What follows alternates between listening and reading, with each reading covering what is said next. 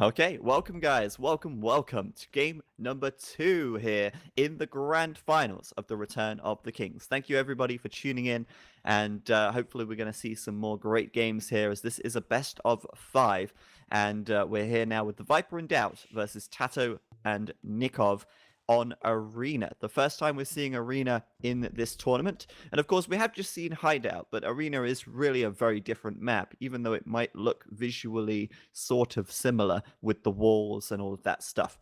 But trust me, it's different enough that we're going to see a very different style of game here, and that is reflected in the civilizations which have been picked by Nicov and TaToH. So down to the south of the map, in the red, we've got Nicov. He's playing as the Teutons, and we're going to talk about why that might be in a little while. We also have to his right his teammate TaToH playing as the Aztecs, which is a pretty typical civilization for Arena. But I'll hand it to Rez now. He can introduce the other civs, and then we'll go back to Nicov. So on the left side of the map, we have DauT playing as the Green Indians, and just below him, we have the Viper playing as the Yellow Malians. I have to say, this is one excellent draft. I'm going to really quickly go over the other civilizations, and then we're going to talk about the Teutons. So, Malians, great arena civilization. Their economy bonuses are super suited for any sort of monk play, of which these maps tend to rely on, as well as just booming, going for crossbows, etc. Indians as well, excellent economy, wide variety of units, strong Imperial Age. Aztecs, goes without saying, excellent monks, really, really strong. And right below them, we have the Teutons.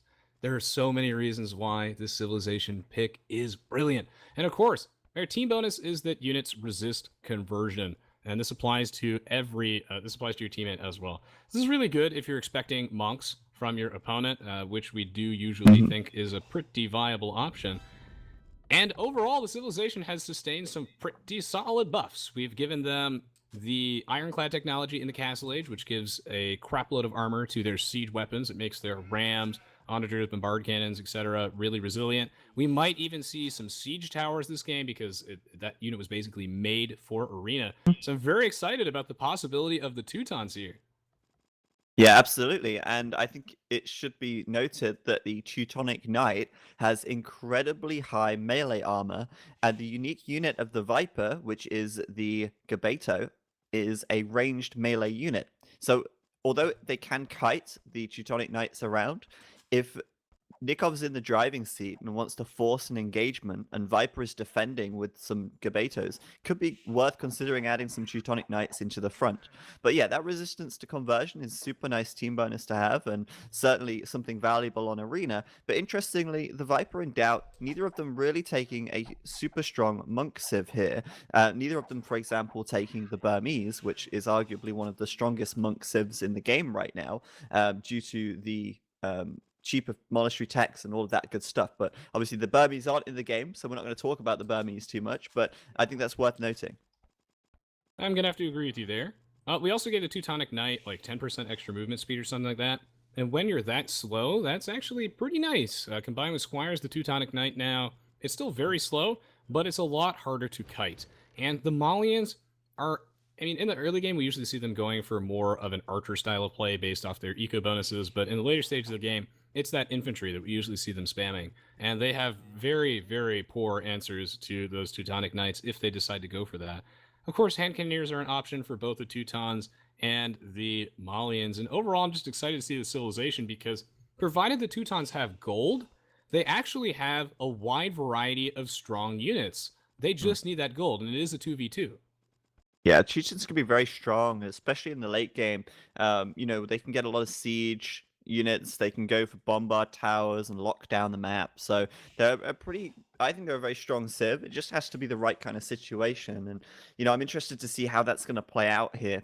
In a 1v1, I certainly wouldn't favor them in this kind of matchup, but in a 2v2, the dynamic does change a lot, and there's that teamwork that comes into play, and civilizations can become more viable in that situation. So obviously we're expecting the good old fast castle from all of these guys, but Viper, I think, could be the player to go for the monks in this one, if he is to go for the monks at all, because the Malians do get their gold mining upgrades for free. That's a nice little bonus to have if you are planning on going monks and taking the relics. And also talking about DauT Civ as the Indians, we know how much DauT likes to boom. We saw it on the last map. He did a 5 TC boom as the Spanish. If he wants to boom, the Indians are his Civ. Cheaper villagers every age, super easy to boom with that. And he also gets those camels as well, which aren't really going to come into play this game, I feel, unless the Teutons feel like adding in some paladins or something. But TaToH's certainly not going to be making any cavalry units, that's for sure. Oh yeah, and I feel like the Viper is disincentivized for making monks because the Teutons team bonus, but we'll have to see.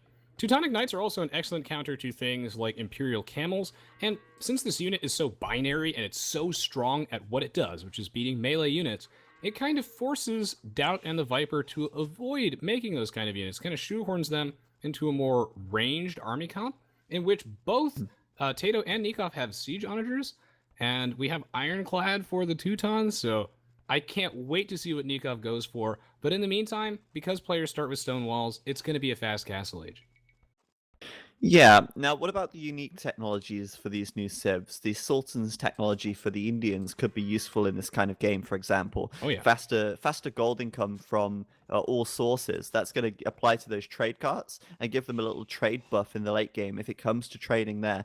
I mean, trading on Arena can be pretty challenging because it does require you to have great map control. There's no easy way to trade without having like a team wall up between the two bases. And if it does come down to a team wall, I think Nicov and TaToH have the better situation for that, since there's a smaller gap between their two bases, and they can trade along this right side of the map. Whereas DauT and Viper kind of have to go, a little bit bigger on the team wall, and I don't know, we might even not get to the trading at all. Now, I think something that you said earlier was really important. That's the siege tower, something that is overlooked in nearly every game. But Arena is a map where siege towers can be incredibly strong to get the early aggression on. Now, if anyone's going to use the siege tower, I feel like it's going to be TaToH. He's got the most experience with these new, with the expansions, with the siege towers and the Dark Age transports, and we've seen him in the very first, in a game earlier on, using the transport ship in the Dark Age versus Slam on Sandbank. Now, if anyone's going to use that siege tower, I feel like it could be TaToH, and if he does go for it, then that could be devastating to DauT, who we know tends to like to boom a little more. However, with that said, I just look at DauT's base and I see he's building a barracks. That could indicate that he's actually looking to do some castle age aggression in the center of the map. Yeah, he might end up going for some early scout cavalry, and what this will do is it will deny the relics from his opponents, which do generate so much value over the course of the game. For those of you who are new to the expansions, the Siege Tower is a unit that can't attack. You can build in the Siege Workshop in the Castle Age. Fairly expensive, but what it does do is it allows you to funnel your units inside of it and then ungarrison them on the other side of a single layer of walls. It isn't that great of a unit, but it's really situational. But it did get a 100 wood cost reduction, and if there is ever a map where it's good, it has to be Arena, where players are guaranteed to start with a one-tile layer of walls, and no one really sees it coming, so curious to see if we'll get any of that. And well, DauT up to the DauT not up to the castle age, never mind. It's the new Indians architecture confusing me. He's putting down that stable and the market, so he's thinking about going to the castle age. Will we see some scouts from him? Yeah, the Indian architecture does look very Castle Age-ish in the feudal Right? age, like with their nice stone roofs and their lovely walls, and everyone else is like in mud huts and under wattle and daub. So it's pretty cool. But everyone's going to be up to castle very shortly anyway. I think TaToH should be the first, if not Nicov. DauT and Viper a little slower, actually, but I've noticed Viper up on 28 population, DauT up on 29, TaToH and Nicov both up on 28 and 27. So the faster speed is explained by the lack of villagers, and DauT now also adding in scout cavalry to take the center of the map and I guess prevent the relics and take some early control here. And meanwhile, the Viper with an archer range going for crossbows. So here's the thing. DauT and the Viper are clearly deciding not to focus so much on their economy and instead spend a little bit of resources early on to try and apply some pressure in the middle of the map.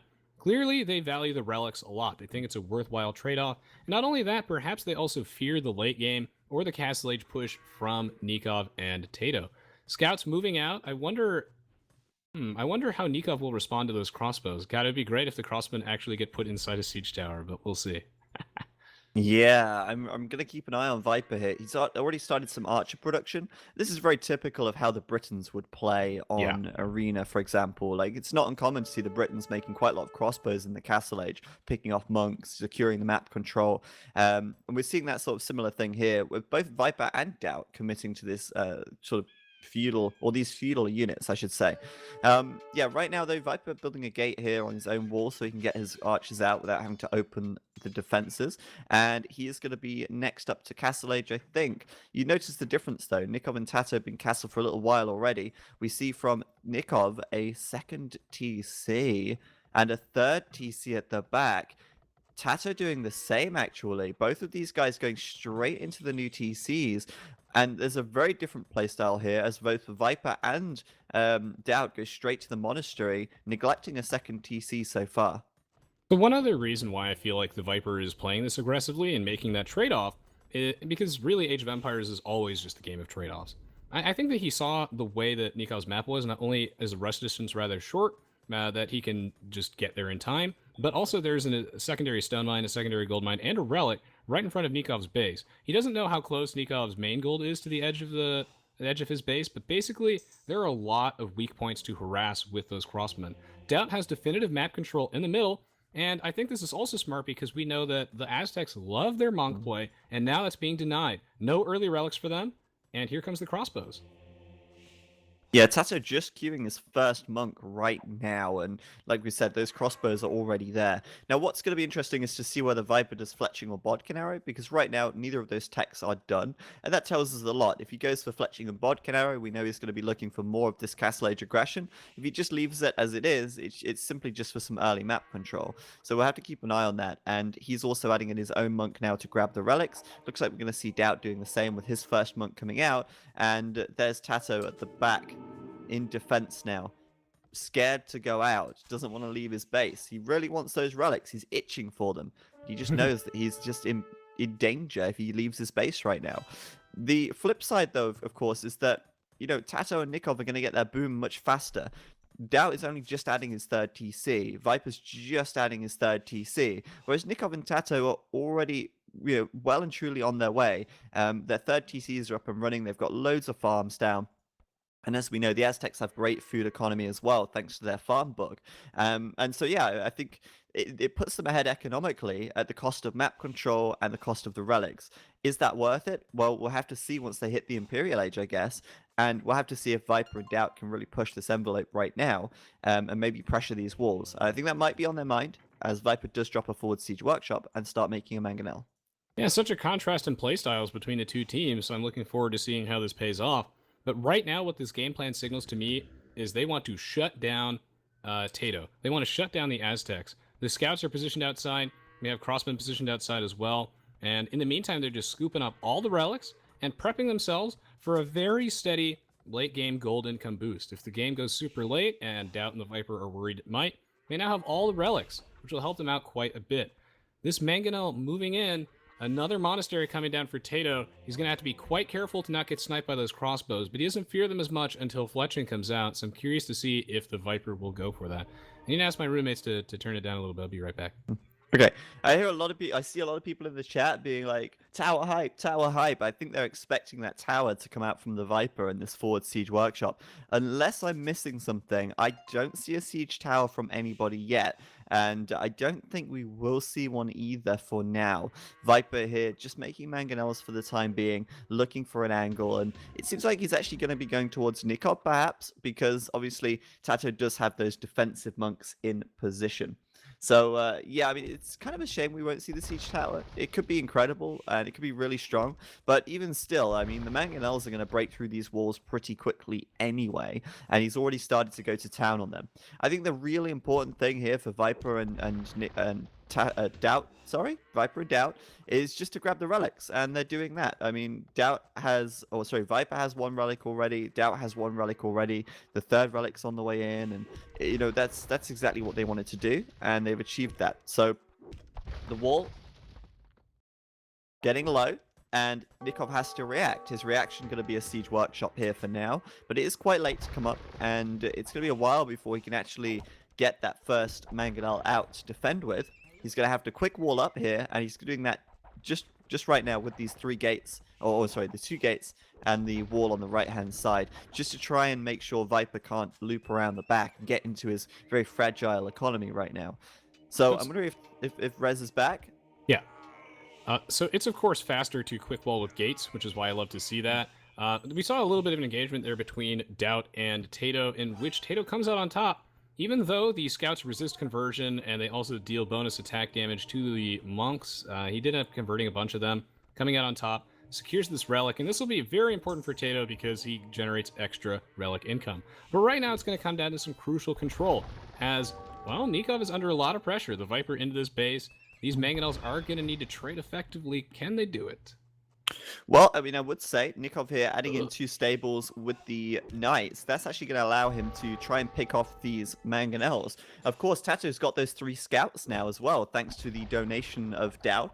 And speaking of donations, that's going to be coming in at the back right now and picking off another monk, I imagine, from Viper. So he's really getting a lot of value out of this, or these 3 scouts, which he's converted. Oh, is he going to get this? Is he going to get it? Yeah, down it goes. And now, with no monk in the picture, Nicov can feel free to go in with his mangonels, and that's just wonderful, isn't it? The nice split from Viper, though. Is it going to be enough to take down the mangonel? I don't think it will be. Nicov, get a villager over there to repair. Ooh. Oh, it's so close. Some excellent control from both sides. That was really good mangonel shot from Nicov. We see him trying to lead the Viper on, but that minimum range was so difficult to deal with. Another thing that makes the Aztecs such a strong arena civilization is that the Castle Age metagame heavily revolves around things surviving mangonel shots and being able to deal with them. And the Aztecs can live that mangonel shot with the extra HP. Nicov did a great job defending this, and now the Viper very, very far behind. I love the choice of making some knights on the part of Nicov. He needed that to pick off that mangonel. And now, momentum is shifting. Yeah, 60 population for Viper right now. Nicov on 85. Okay, Nicov does have a few knights, but he has got a lot more economy out. He's also adding in like a lot of farms. It looks like he's pretty committed to making these knights here as he adds a 3rd stable as well. That was a great defense by Nicov. He really did a great trade versus Viper. Bear in mind that TaToH got a lot of value out of those 3 converted knights, scouts as well. And it looks like TaToH is going to be researching redemption, I think, now. Is he doing redemption? Yeah, he's got it 85%, and he's going to go ahead and convert the siege workshop here in the middle of the map from the Viper as well, just to add insults to injury. More free donations here. And if you want to donate to the stream, by the way, you can actually do that on Patreon. Now is not the time. Okay, but TaToH here, lovely that they pushed it back, got the map control. He's actually going to drop some forward barracks here. And are we just going to see Eagle spam from TaToH? I think we might, as he goes up to the Imperial Age here. And that's a really, really nice combination with the Teutons on your team as well. Because, of course, the Eagle Warriors are hard countered by a lot of melee units, and the Teutonic Knight is a great way to disincentivize that. So DauT is going for camels to try and hold the line here, which I think will be excellent versus Nikov's Knights. But he does have to watch out for those monks. DauT on his way to the Imperial Age, though. With the defensive castle, I think he'll be just fine, unless TaToH is not too far behind on the way to Imp. Actually, TaToH's going to reach that first. That's really bad for him. We're going to see some siege weapons. DauT in a lot of trouble as he has to wait for the Viper to catch up. Yeah, absolutely. Viper here can't really come to his aid at all, and I wonder if Nicov is just going to double team him completely. And I think that's definitely going to be the case now, as he's set his gather points to the wall of DauT. What is DauT's defense? Well, obviously he's got the stables up. He can only really make 1 unit from the stable, and that's going to be the camels, and they're coming out fast. But can he defend this? It's going to be tough. Of course, TaToH here with the rams. He's going to be doing capped ram pretty much straight away, I feel. And we've also got the castle here for DauT in defense, but I don't think that's going to stand for much longer. Anyway, DauT with the Imperial Age upgrade himself, are we expecting to see the heavy camel upgrade here? I would think so. But, you know, against these monks, against Eagle Warriors, it might be tough. And I think I was wrong about the Eagle Warriors, because TaToH is actually doing pikes right now. Which is, and of I course, don't see a lot also else. fine. It's also fine for the Aztecs to go for pikes. They do have great pikes that spawn 15% faster. One cool little thing we saw there is these little things that make the difference is that when Nicov was attacking that gate, he didn't have his Mangonel attack the gate too, or the blast would have actually damaged his own knight, so instead he attacked an adjacent piece of stone wall, which would still damage the gate, but not his own units. And now they're into DauT's base. DauT has camels, he's researching heavy camel, and I guess he doesn't really feel like he has too much of a choice here. He's going to go for an excellent quick wall off to stem the bleeding, and right now he's going to need some help, but what is the Viper's game plan? He's not ready to assist yet. It's a trap. It's a trap. They've come in. They've come into the jaws of DauT, and DauT here with his heavy camels incoming. But oh no, DauT, is he going to finish this heavy camel upgrade as the stable is going down very quickly? Oh no, 85%, 88%, but 90. The stable... Oh, he's repairing it. Oh wow, there you go. No. Heavy camel, it's coming in. Only just though. The stable about to fall, but the repairs from DauT coming in, clutch repairs, and that heavy camel upgrade is now going to allow him to push this out. But bear in mind, there are now those Aztec pikemen in there as well, so it's going to be rough either way. But at least he has the upgrade that he really needed there in order to hold this off for as long as possible. Viper's not reacting yet, but or sending anything yet, but there are some archery ranges being built between him and DauT's base. But this is great momentum for Nicov and TaToH, and if they can capitalize on this, well, they could just go ahead and win the game right here. The Viper has to make a tough decision here. Do I continue going for ranged units, which are suboptimal for the Malians? They do not have Bracer, but he already has upgrades for them. Or do you go for something else, and then you have to take a while to transition?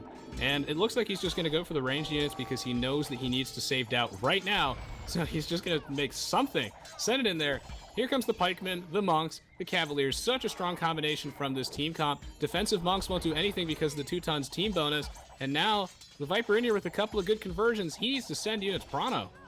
That castle is going down so quickly here as TaToH brings in the capped rams. And, you know, right now there's just like 3 siege workshops spamming rams into here. The pikes, of course, I mean, they've only got +2 attack. They've hardly got any upgrades at all, but the sheer numbers really just helping him to stop these camels from engaging. It's too scary for DauT. Viper's still not prepared. He's still not got any military out on the map. Oh, is he waiting for chemistry?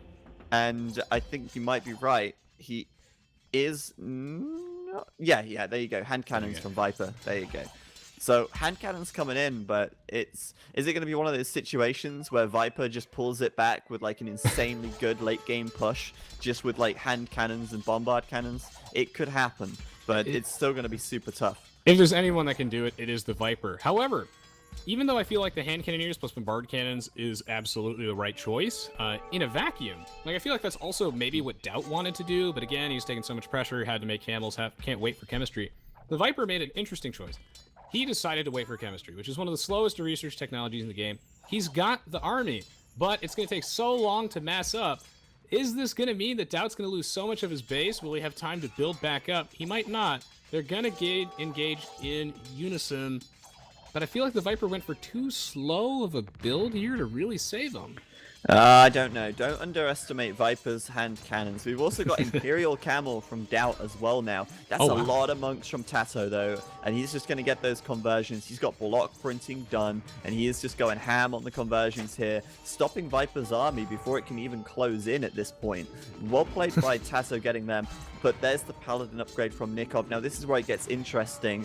Imperial Camels and hand cannons versus pikemen and paladins. They counter each other so well. Who's going to come out on top? With all these monks back here, I gotta guess it's going to be TaToH and Nicov, to be honest. But I can't underestimate those Imperial Camels. Though I do think they're going down. So what's going on here is actually very interesting. And it's the monks from TaToH. Basically, we want our units to match up favorably. We want the hand cannoneers to be fighting the pikemen. We want the Imperial Camels to be able to focus fire down the paladins. But that couldn't happen because of the conversions. The hand cannoneers had to kill each other. They had to kill the converted Imperial Camels. And that was such a close fight that in the end, they come out on top. Such great teamwork from Nicov and TaToH. Yeah, very well played by them. They're going to get Viper and DauT to call the GG right there. And I loved that doubling onto DauT. I'm amazed at how far behind Viper was getting into that action there. It's not really that surprising given how much he lost trying to attack Nicov in the early game. But that aggression into DauT space was fantastic, really well coordinated. And with the Paladin upgrade as well, coming in for Nicov at the last minute of that game, that really secured them the victory there. And that means that the scores are going to be tied up 1-1. A very nice fight, though, by Nicov and TaToH. Great control. And the monks from TaToH, I mean, TaToH seems to be the guy who is relied on with the monks in this team. He's always the one to build the monks. He's always the one playing the Aztecs or the Burmese. And he does such a great job with the monk micro, making them as effective as possible, getting as many conversions as possible, and really turning the tide of the battle. Yeah, it just goes to show that the Teutons as a civilization are really strong, even if you don't get to make some of the things that are iconic for them, like the Teutonic Knights. They have fully upgraded paladins, just missing husbandry. They have a strong economy with the farm discount. They have an open tech tree. If it's a team game, the dynamic changes, and here the Teutons take the game. Well played. Yeah, very well played. And, we didn't see the super late game, which we almost, we kind of expected maybe. I mean, we were talking about siege towers and we were talking about, Teutonic knights, but, obviously none of that came into the fray. But I think maybe if the game had gone super late or if someone had tried one of those sort of early siege tower drops, it could have been a different story. But even still, an entertaining game nonetheless. And Nicov and TaToH there going to get themselves that victory. Now, that's 1-1.